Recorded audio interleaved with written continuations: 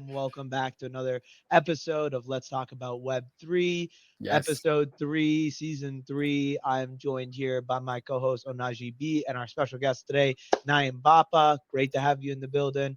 As always, we're going to start off with a few gratitudes. This week, I'm grateful for the ability to work out and it de-stress me because I have not had a good session in 3 to 6 plus months, and this week we've been going a little early to work so that I can get a workout in, and I'm just unbelievably grateful for that because starting my day out with that has really added to a lot of, or taken away from a lot of the stresses in life. So I'm grateful for the ability to be fit and to be able to work towards that and to be healthy. So very grateful for that. What about you, B? How are you doing today? Excellent. This week, I'm grateful for art, man. There's been a lot of, action and talk around art, and especially in emerging tech. That's always fun for me. That's always a good time. So yeah, I'm grateful for art. Art kind of stole the show this weekend. So it's a good time. I'm thankful for art for sure, and that expression. Naim Bapa, what about you, man? Hey, salam. Thanks for the invite. Much appreciated. Absolutely. In realizing that we have fewer and fewer days and years left on this earth, I'm forever going to be grateful for family. I think that's perpetually what I'm going to be grateful for moving on out. All right, so family. Boom. I love it. Well, why don't we... I'm definitely grateful for this Mac camera. Looking at yours two cameras, it's nice and clear. Like this is it's supposed to be Apple. It's supposed to be better than that. That's okay though. That's funny. You're looking good. Well, B, why don't you start off with the first question? Because after inviting Dexter to the pod and reaching out to B, I knew you guys had reached out before. So why don't you start, B? How you doing? What's your first question for our guest of honor? When you told me it was Naim Bapa from Dexter, I was like, oh yes, I know that. So I had to shoot him a message. I said, I'm grateful for you coming. I'm excited for the conversation. It's just cool. It's really cool to see, people still in this space, in this emerging tech space, that are still building, that are still cooking, that have a long-term vision in the space. They want to see, not just become millionaires overnight, and if it doesn't happen, then we're going on to the next thing. So it is really cool. It's really refreshing to see that Naim Bapa is still in the space, still killing it, still innovating. That's most important as well too. So yeah, so Naim Bapa, we can talk about we can get into some things in the past and stuff, but like I would like to know about your journey right now. I think I was doing a little research. I think you were dabbling a little bit on the SEI chain. Is that SEI, right? So I just want to know like what you've been up to recently. Give us a little bit about what you've been building. All right. Again, it's always cool to have these kind of conversations with folks who are excited about the cool things in the space. Right? Yeah. So it's not so often that that those conversations come by. Right. Now, Dexter is, the new name is Dexter. The original version of it, when I first introduced this concept to you of XFTs, XFT.red back then, right? And I've been in the space since 2014. Mm-hmm. Right? My claim, to crypto being launching the very first blockchain, official blockchain for the world of video games, called GamerHolic Coin back then. There we go. Shout out to 56 proof of stake blockchain. It was on Bitrex for 2 years, and having been heavily tinkering with the blockchain and for that long, instinctively, you know what's coming up next. Right. Right. There's a video somewhere on my X of the TechCrunch pitch that I did with the GamerHolic product, and everything that was predicted then, that was in 2016, when you're in a room full of the who's who of Silicon Valley, this and that, and it went over all of their heads. I'm like, right. I have a coin on the exchange. It's under a penny, for crying out loud. I've IPO'd without going through the IPO process, so to speak, not making any legal claims. Right? For whatever reason, they just didn't get it. Right. And fast forward now, everything that was pretty much predicted in that video is what's going on now in the world of cryptocurrency and video games. And so that instinct of understanding, okay, this is where the technology is heading, right? It makes sense that this is what's next. I was introduced to the Rare Pepes. Right, there was a platform. There was a very, very savvy brother, a cash Pepe millionaire. All right, he brought me up to speed pretty quickly on the potential of NFTs. Right, there was a platform called Circuits of Value, Charge Particles. These are still up. They've kind of faded away a little bit, but they attached a smart contract to the NFT, to the Rare Pepes, so the Rare Pepes could hold assets. Right, and about the Rare Pepe community, they're the most rabid. The original, the first NFT community there is. They're still around, right? And it just clicked. I'm like, oh, duh, right? If you're gonna have these art things, attaching a smart contract to them so they can store assets actually ends up making sense. This is how you can actually derive real value for them.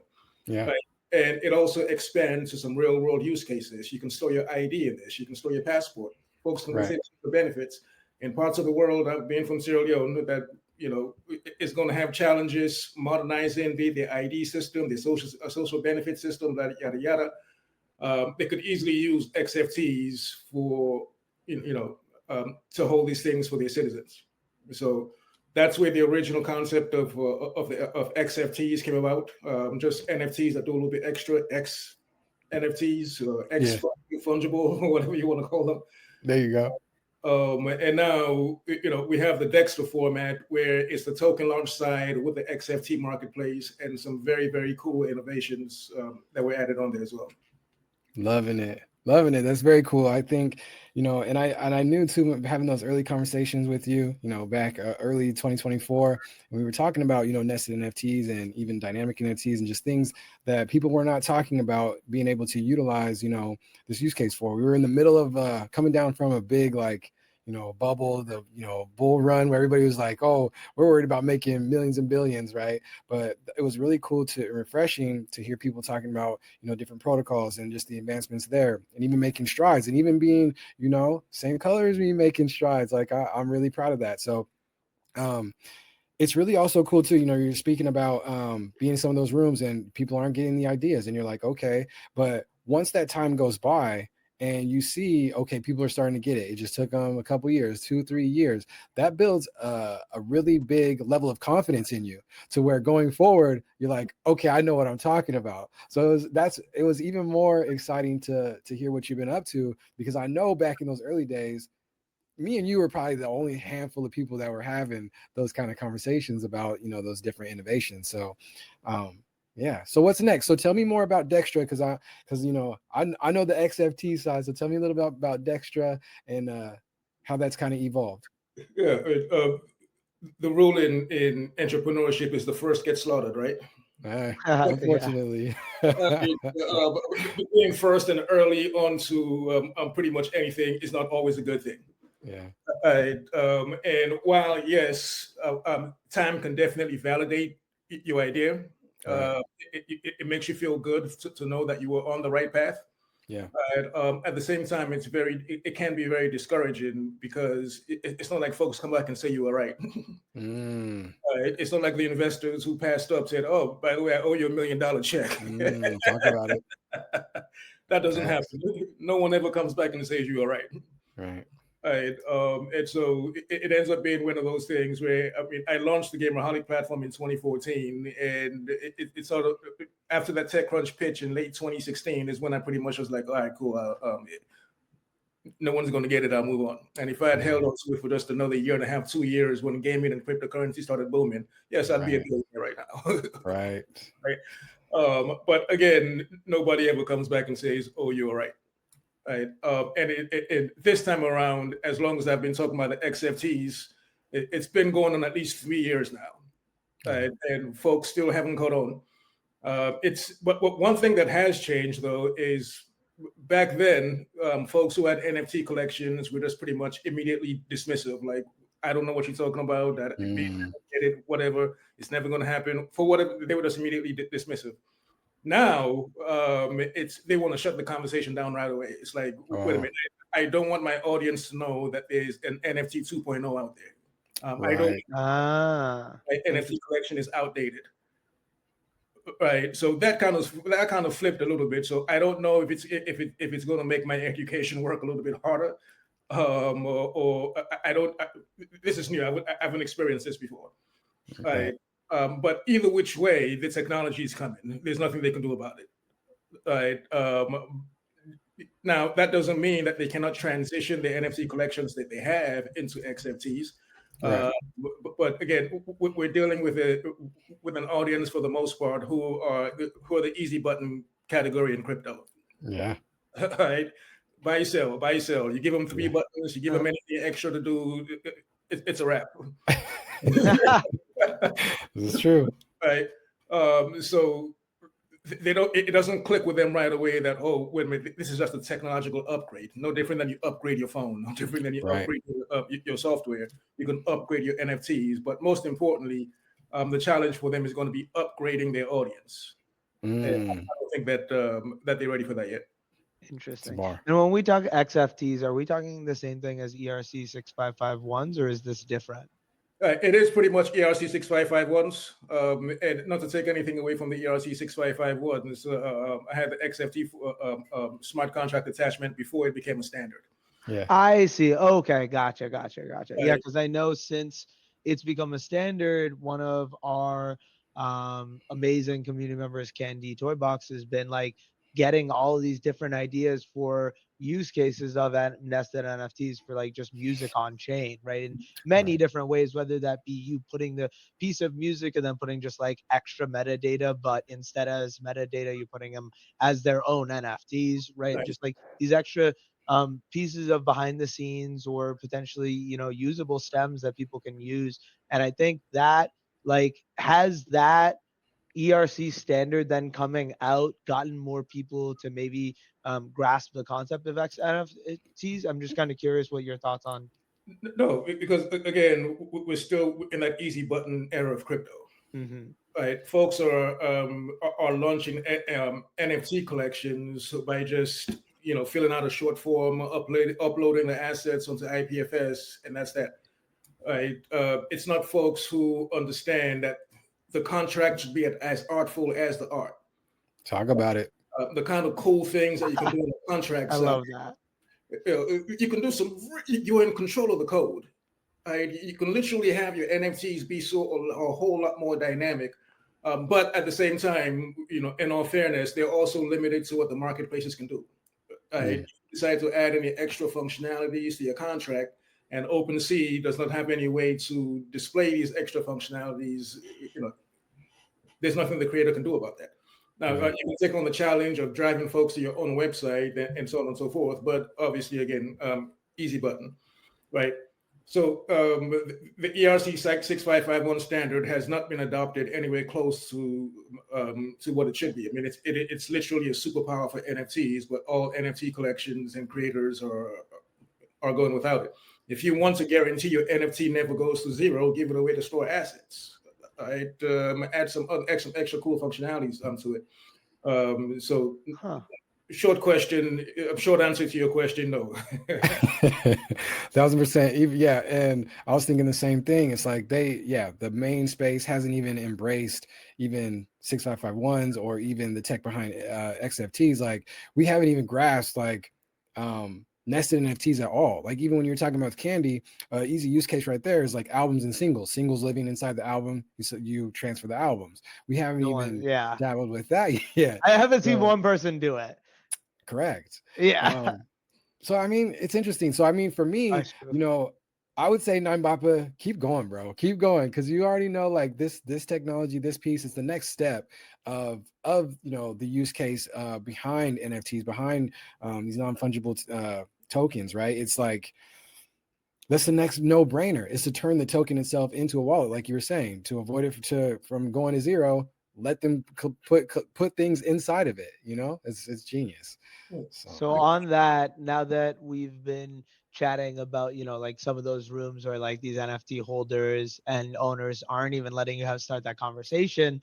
Ohnahji B here has his collection of, NFTs. What would you say to whether it be him or audience, right, in this conversation about why they should start leveraging this NFT plus? Like, what makes, in addition to storing assets, what are the ways they can tangibly leverage that, right? Like, what does that mean for them? Okay. Well, I'll start with just in general. It has to be from the vision of the founder, right? And also, it's know thy terrain, right? The current advanced terrain in tech, if you're a tech entrepreneur in startups, whatever, is not as much a focus on community as the crypto community. Crypto folks seem to be heavy on community. It's shifting to a focus on society. How is the technology that you're creating also going to impact society? Right. You have startups creating cities. Vitalik took a handful of super nerds out to some island for 30 days, and all they did was just brainstorm on what they can build to impact the society, impact the city. Yeah. Right. So if you're creating an NFT collection and your focus is on community, then I think that's the NFT 1.0 of doing things. And if that's the way that you're comfortable with, fine. If your focus is now society building, then you start instinctively understanding the very wild use cases of XFTs. One primary use case, these things can now be used as collateral for loans. Right. I want to get $100 from you. I'm like, all right, cool. I have this XFT. It has $300 in Solana locked in it for 6 months, for a year, whatever. I can't access it now. I'm using it as my vault, as my trust fund, right? But I need to access some liquidity right now. Hold this NFT that has $300 in value in it, and let me borrow 100. Yeah. Right. While that may not be like something like right off the bat here in the States with us who have air conditioning and means. Folks in other parts of the world can definitely use this as a means for collateral, using your XFTs as collateral, right? Or going again using your XFTs to receive social benefits if you want to move it up to the municipality level and do other cool things, right? So that's on the society building level, right? If your focus is just going to be is on the community building side, then it's just, all right, well, my number one interest should be that my holders should have an asset that never goes to zero, right? That becomes a whole lot more dynamic. It takes it out of the rarity space a little bit. Your NFT can be the rarest one in the collection, but mine, that is the least rarest one, I decided to put $1,000 in it. Yeah. Right. And I decided to lock that $1,000 in it for 3 years. What's the value of that now? Huh. I wonder. And I think one of the cool things is like it's a merger between the fungible side and the non-fungible side. Like we're still exploring that as a space on the fungible side, which is the tokens being able to lock away and store assets and borrow against that. So it is very cool to have that discussion on the NFT side or on the digital collectible side as well too. And that makes more sense because then it acts more as a wallet. You can have a personalized wallet, or how we're have people with their debit cards and they personalize it, they put stickers on it, they pay more for the extra, fancy whatever. We're turning these assets on chain into a wallet itself, and then being able to do cross-pollinate those use cases where we're trying to in the fungible side, which is brilliant. Very true. I mean, and again, you hit it on the head where this is something that you can use as a wallet. You can literally use this as a trust fund. Right? Give that NFT to a young person in your house, lock the NFT for 18 years, give them another NFT, lock that until they're 23, give them another one, lock that one until they're 33, because they're going to screw up the first one. It's going to blow that. Yeah. But everything that the really, really rich people do has been brought down to a simple NFT. Boom. Talk about it.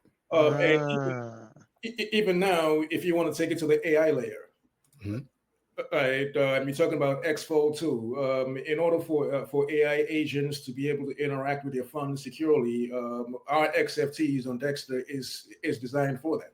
That's cool. Right. So it's a very powerful technology that unfortunately the easy button era of crypto has yet to take on. How do we make it easier? How do we make it easier and do that marketing side where we spoon feed it to whoever needs to have it? unfortunately, crypto is not easy.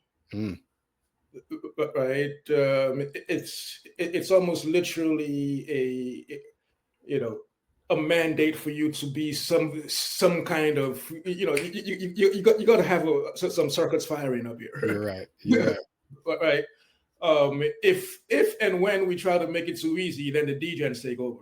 Then it's just gambling addicts and nonsense all over the place, right? So one really cool thing that has come out of late is with Zcash popping off, it forced the conversation to get a little bit smarter, because Zcash by itself is a smarter crypto. Right? Even interacting with it on your wallet, if you got to shield it, you got to do this. How does ZK stocks work? So what is zero knowledge proof? Right? So it really silenced the trenches nonsense that has been going on in crypto for years now. Right? So it's going to have to be a thing where that division of minds, I don't want to use that in a derogatory sense, but folks who are naturally tinkering with the more advanced products in the space, and the folks who are the easy button folks, right? And ultimately, and this is where I got to give the Bitcoin Maxis their props, right? The Bitcoin Maxis have always been the annoyingly super intelligent folks in the space. And I think it got to the point for them always saying Bitcoin only, and getting so much pushback from it that they just shut up and they moved on to the next level, which was the political level.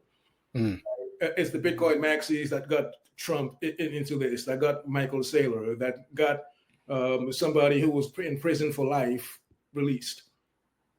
Right? So they're naturally the super minds in the space. And so using them as an example, the folks who are doing the more advanced, intelligent things in the space are naturally going to become the ones way wealthier than everybody else. Yeah.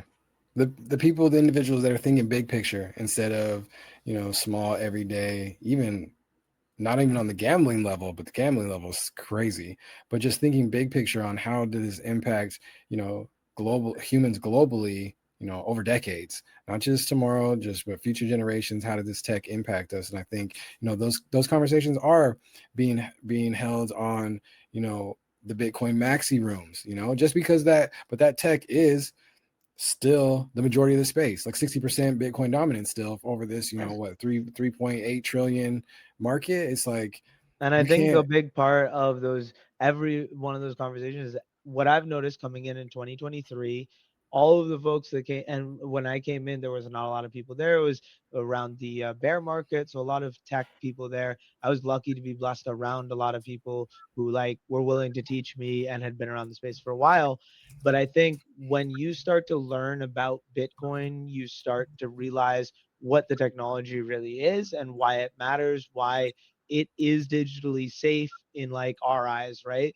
But when you join in 2021, as a musician, seeing all of the NFT stuff pop off, and you never even get an opportunity to really learn what Bitcoin is and what it truly means, I think it makes a completely different difference in your understanding of the space. So it's been really cool for me, because my first steps were okay, why does this immutable distributed ledger work the way it does? What are these different pieces to it? And honestly, the first in-person event I went to was actually a Bitcoin meeting. And then I was I found, and it was a lot of older white folks. And I found then from there the ETH people, which were a little bit more my diversity, but unfortunately, maybe a little less on that level of this is the technology, these are the pieces of a code, and actually understanding on the protocol level why it matters. And I think that step not being learned by a lot of people, and people skipping over that, has led them to be less understanding of those big picture conversations. But I saw we had a raid. I feel like I saw a lot of messages popping. Yeah, shout out to Ezra coming through. W Ray family, it's good to see you. Yeah, let's talk about Web3 season 3 episode 2. Got the co-host Z in a building. BetterCallZaal, my guy. We also got season 3 episode 3. Yeah, say it again. I thought you said it was season 3 episode 3. Yeah, it is. That's what you'd said starting out, right? Yeah, because I was 33. That means good things. There we go. Getting into some angel numbers. I like it. Absolutely. But yes, we got 9bapa, incredible dev artist, big brain in the space and emerging technology. Been ahead of the curve for a long time, which is really cool. So we're happy to have him here. He's working now on Dexter.Fund. So check that out, and we'll put links in the end of it where you can check out a lot of his work. But well, that's what I was going to ask you, 9bapa. So with the Bitcoin conversation, how are you feeling about like ordinals and the smart contract layer and that evolution? How do you feel about that? Everything that the Maxis don't want. Right. Exactly. It's good. It's good to see the technology evolve. Correct. Right. Eventually, there will be a smart contract layer on Bitcoin. It's good to see that. Right. Again, it's way more on the speculative side, the ordinals in particular. Yes, we get it. You have that extra layer of rarity in the Satoshis, but it's still a JPEG that is,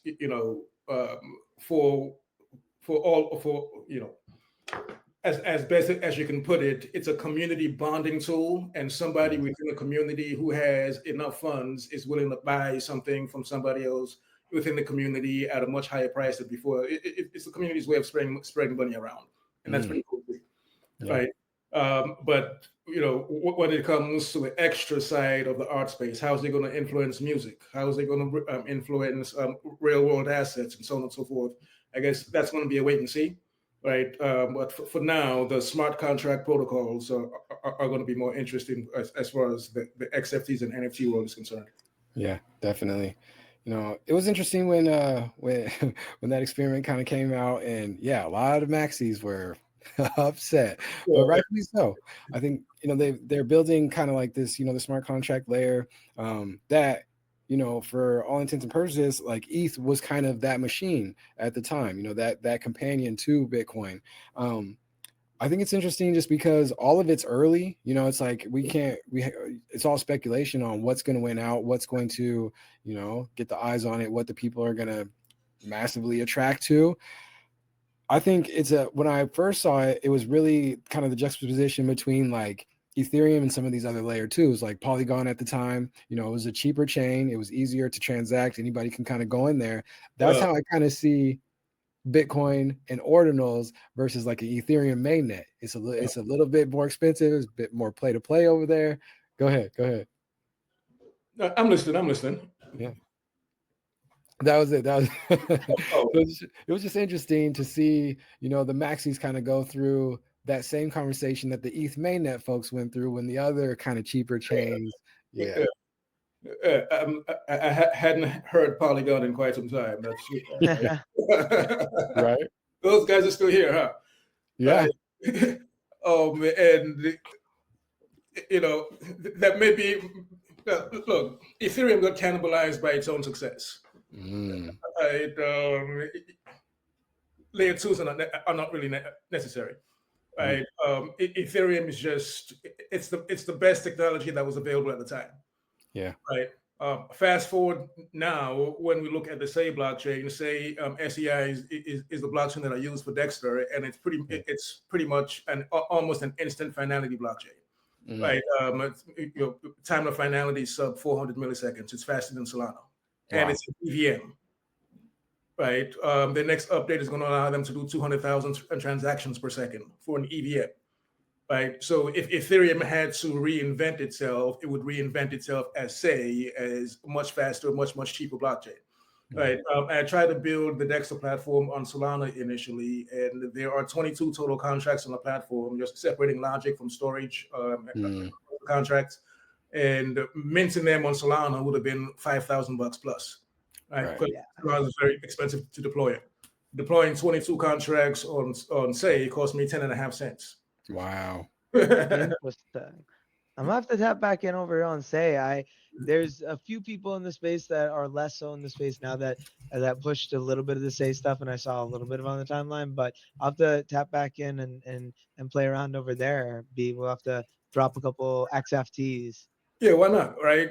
Again, it's just with the understanding that we have an entirely new beast in the room, right? You had Bitcoin, the feminine, and now you have AI, the masculine. Yeah. Right. And AI is going to work best on the fastest, cheapest blockchain. Right. AI in its best use case, having it wait 5 seconds for a time of finality is a waste of its time. Correct. Right. When it comes to trading, AI is going to make way more trades in a second than there are humans on Earth. Right. So, a lot of the legacy blockchains that are not able to transform to become almost instant finality blockchains in the era of AI and blockchains are going to go to the wayside. In playing around with X-Fold too, I got to realize, whoa, Chainlink, for as much as it was a technological revolution, Chainlink is pretty much what created the DeFi space to be what it is. They're going to be in trouble with X-Fold too, because right now, instead of me using Chainlink as an oracle, I could use a Web2 API service, pay them their 0.001 cent to make that API call, and then charge my user 0.005 cents to make that API call using X-Fold too. Right.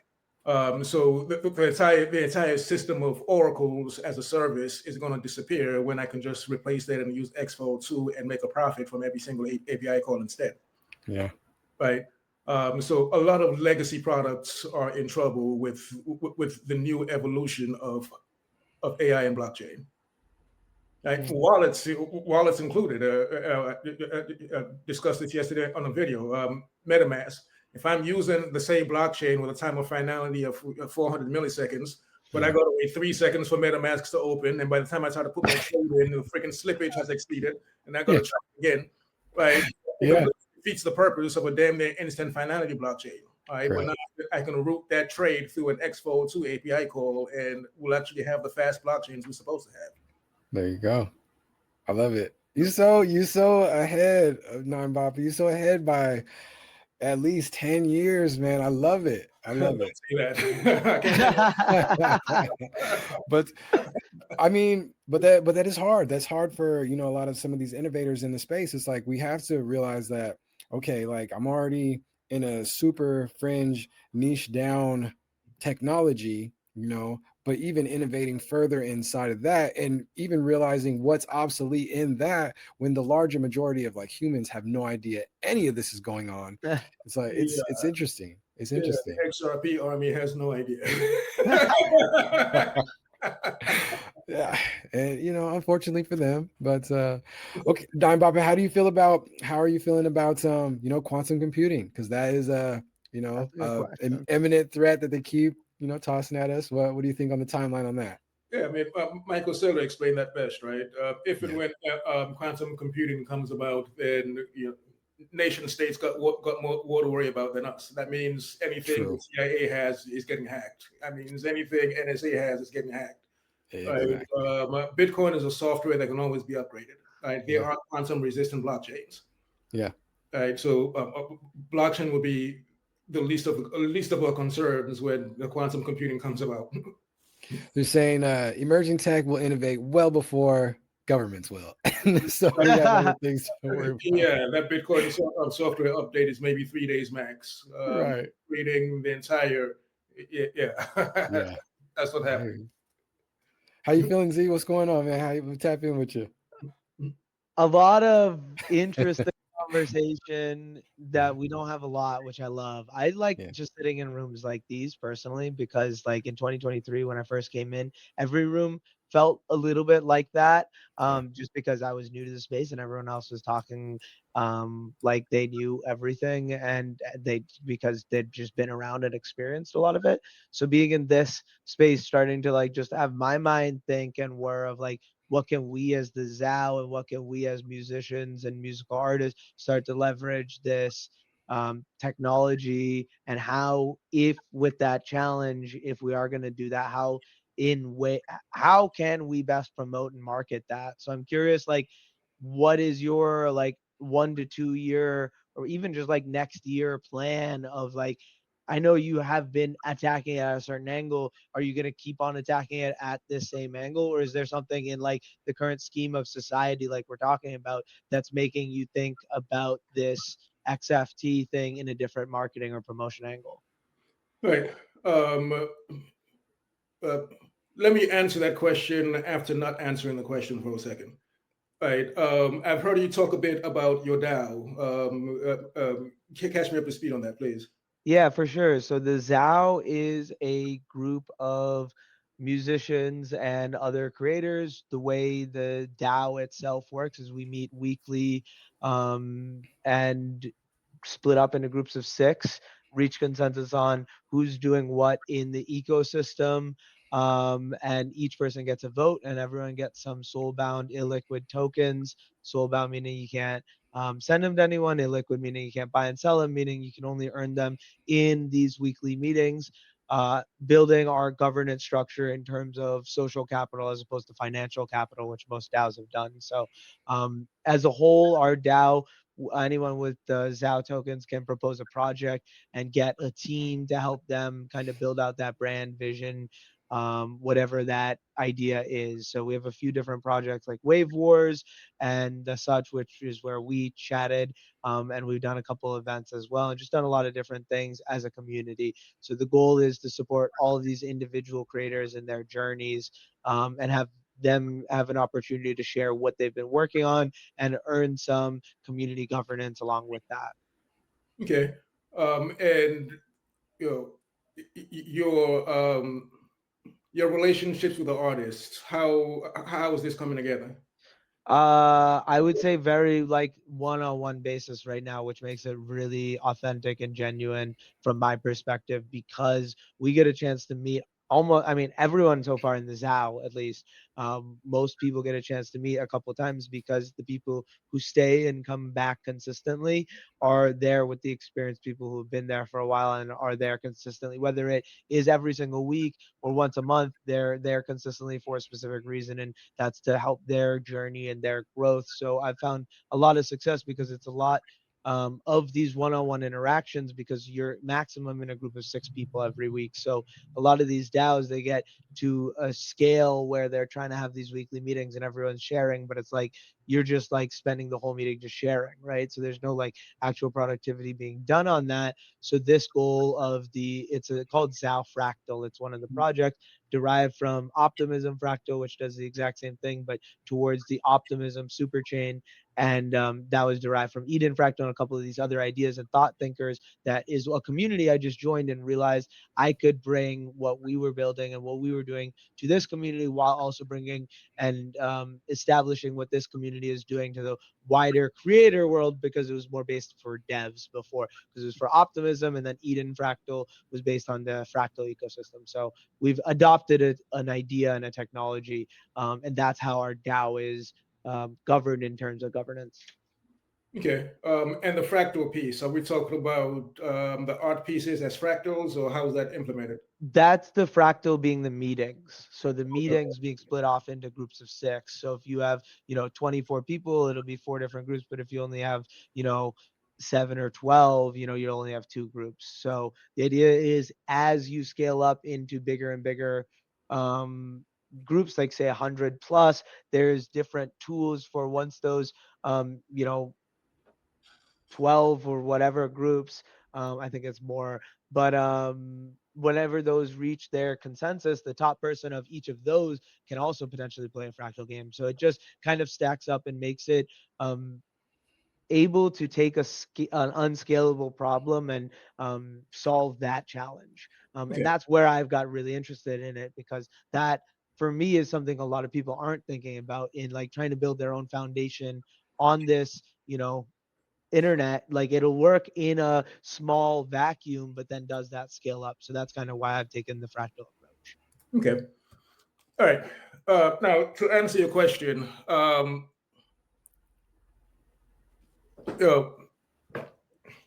naturally, for all entrepreneurs, there's going to be a challenge in scaling a product, right? It becomes multiplied on the Web3 side, because you have what should be your area of focus.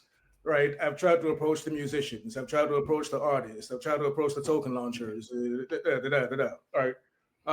And all around, I come to find out that, well, in commonality, they all have one key part that they're misunderstanding, right? One, if you ask folks, Ohnahji, what is Web3 to you? What does Web3 mean for you? Right. You asking me right now? Yeah, I'm asking you. What is your definition of grand understanding? Your grand big picture of understanding of Web3. The next evolution of the internet, where we can now own, in addition to reading and writing, we can now own assets without a middleman. And I think it's groundbreaking technology that can change the globe. It can level the playing field. How about yourself, Zal? Myself is more on the owning digital asset side than anything. It's the first time that's been possible, and I come a little bit from a gaming background as well. So like being able to understand that I can own my cards as opposed to the company owning the cards that I'm buying and spending seems really interesting to me. So that's the side of Web3 that I like exploring, is the fact that we can now own digital assets. Nice. All right. We can easily sum that up and just say intellectual property. Yeah. Yeah. Right. And for the most part, artists and creators do not understand that they're actually creating intellectual property on the blockchain. Correct. Right. So when you go to the Pump Fund streams right now, or just Pump Fund in general, folks who are launching a variety of this, that, and the other, they're eliminating the greatest superpower that they could possibly have of actually launching something that has intellectual property. Mm-hmm. Right. Musicians themselves, you're not just creating an album anymore. You're actually creating intellectual property on the blockchain. Right. Every song on that album has the opportunity to have its own episode, to be its own film, to have its own art, to have its own identity on the blockchain. Right. So this grand misunderstanding across everybody becomes, very tailored messaging that you have to explain it to these people of how you go about achieving intellectual property when you're creating tokens, to the musicians, how you create intellectual property when you're creating music, to the artists, and so on and so forth. Yeah. Right. And that becomes exhausting pretty quickly. Oh, yeah. It's gotten to the point where for the musicians, I'm like, let me talk to your manager. Right. An artist, you just want to go create. All this is like, man to you. It sounds like Charlie Brown talking to you. But if I talk to your manager, and chances are your manager might see the business opportunity in this and understand intellectual property. At least that should be their job. Yeah. Right. So, until we can get the artists in general to come to this understanding of, I am creating the most valuable thing, I'm putting myself in the position to create the most value on the blockchain, which is creating intellectual property, then it's going to be tough for the 6551s, the XFTs to excel. Correct. Because it becomes the very best tool that you can use to create intellectual property and have a very original one-on-one relationship with pretty much all your holders. Yeah. Right. So, for example, on the XFT, on the Dexter platform, you launch your music XFT, and let's say you release 300 copies, right? How do we know that this is the song that folks really, really love? Yeah. How can we give feedback to the artists that it's not just your collectors, your fans buying your music just to be supportive, right? But even the ones who are doing that just to be supportive, who are the ones within that batch of 300 that think that this is a classic, right? And the way we accomplish that is to say, well, yes, it's a limited edition. There are 300 prints, but if you want to wrap it into a one of one, so it does become an XFT and it has a bag, it has a wallet, then that would be you making it, saying this is a classic. I really fuck with this track. I'm gonna wrap it into a one of one so it gets a bag. You, the artist, who amongst those 300 that bought your art, wrapped it into a one of one, thinks it's a classic, gave it a bag. Now you can send future rewards directly to that bag. Huh. Yes. When you say wrap it, what does that entail? So when you say one of one, is each NFT you're getting not Okay, I see. So it's like an edition print, but then you wrap it into a one of one. Exactly. Okay, that makes sense. Interesting.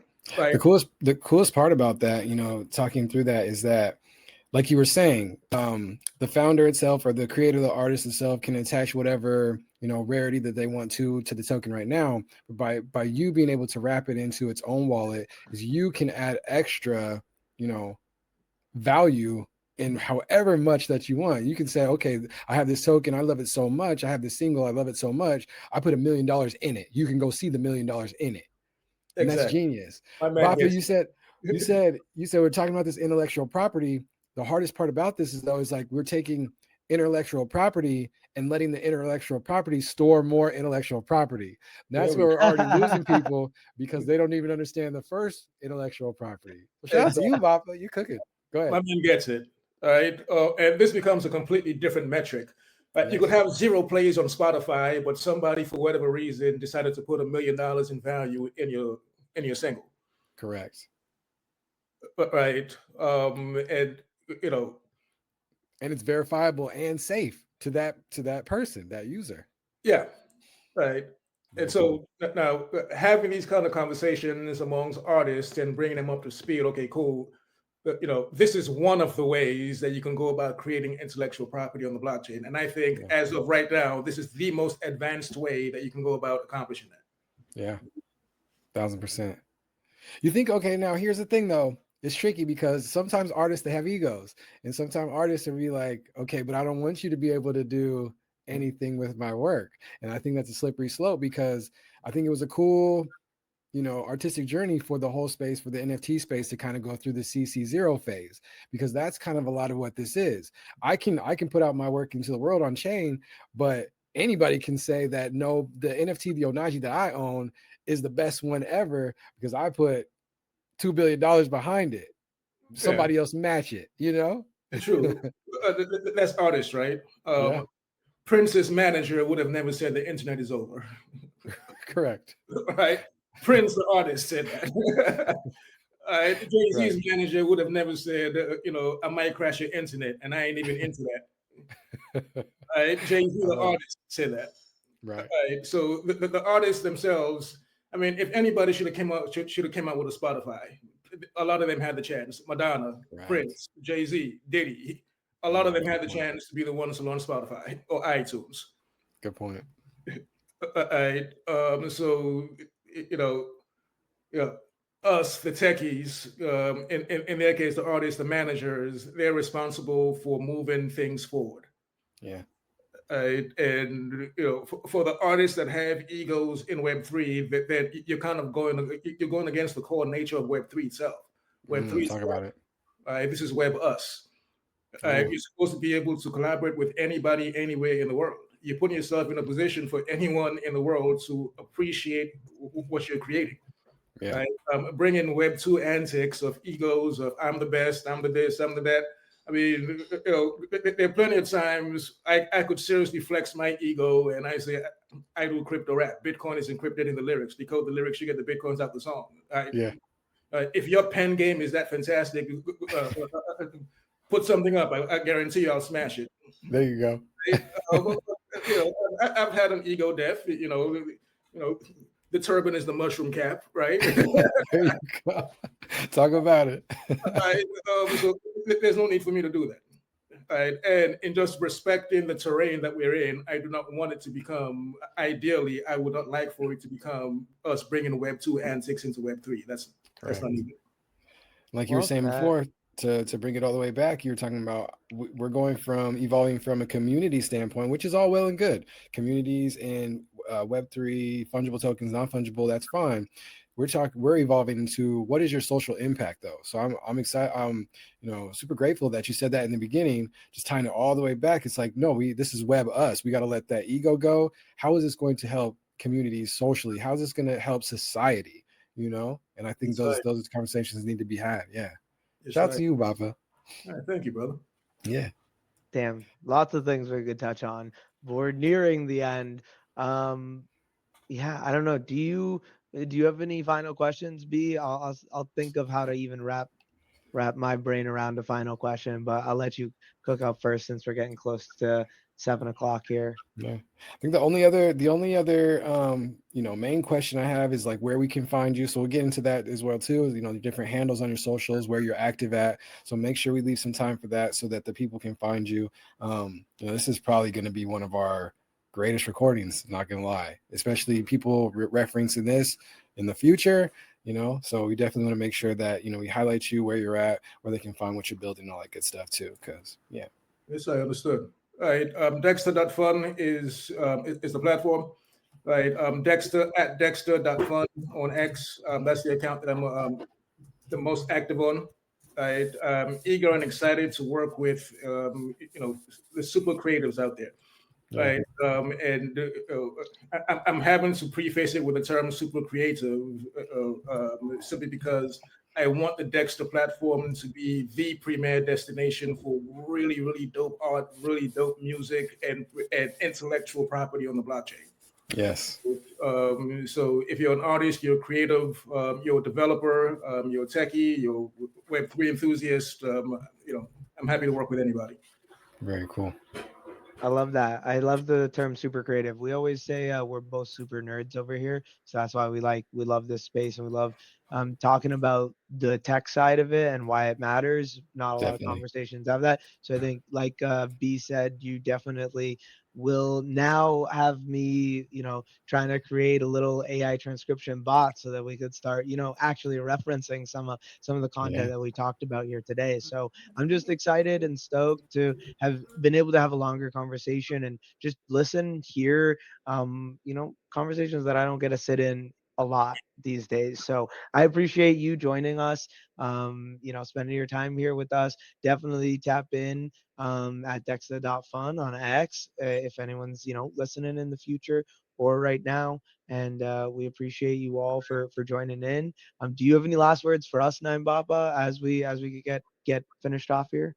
Yeah, Zal, I genuinely want to thank you. I appreciate you moving at get it done speed. I mean, it was a very short conversation that we had in the spaces, and you're like, yes, this is a conversation that I want to have with this guy. Right. It always feels cool when the folks take interest in the things in your perspective.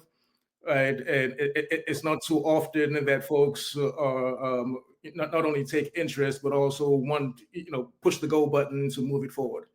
Right. So I genuinely thank you for having,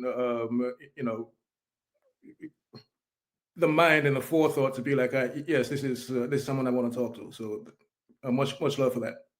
Yeah, no, you're very appreciative. I appreciate that. And I think, like I said, like we love to talk about the super deep stuff, and what you were getting into was like that. So I was like, I need to sit in a conversation with these two, having a conversation. That's what I got the opportunity to do. Yeah. So it was great. It was I'm very appreciative. I had a blast. Definitely want to thank you. We'll get to any final words then as we're finishing off here. Yeah. Oh, honey, thank you as well, brother. Of course. Hopefully moving forward, we do some cool things. Yeah, definitely. I think me and Z, we're gonna take a bigger, deeper dive. We're gonna build on Blog. We're gonna build something on Say for sure. For Yeah. Let's Talk About Web3.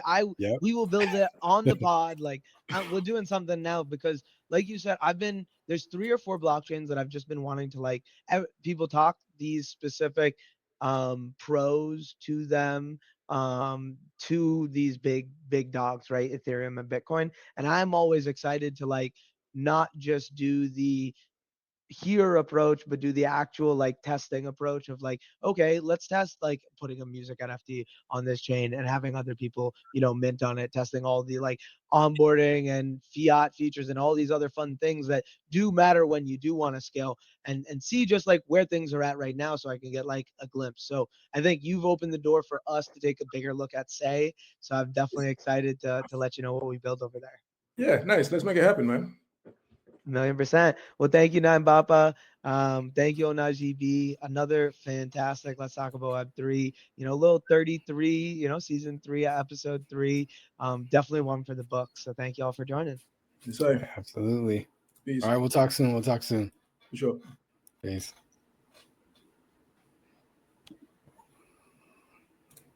Excellent. Excellent. All right, Z, I'm gonna get a little rating real quick here. Okay, perfect. Yeah, I was wondering what you're doing. Yeah, no, Perfect, no. Good. Excellent combo, man. Excellent combo. We'll talk more. We'll talk more about Say. We'll talk more about. Yeah, let me do the little raid action as well.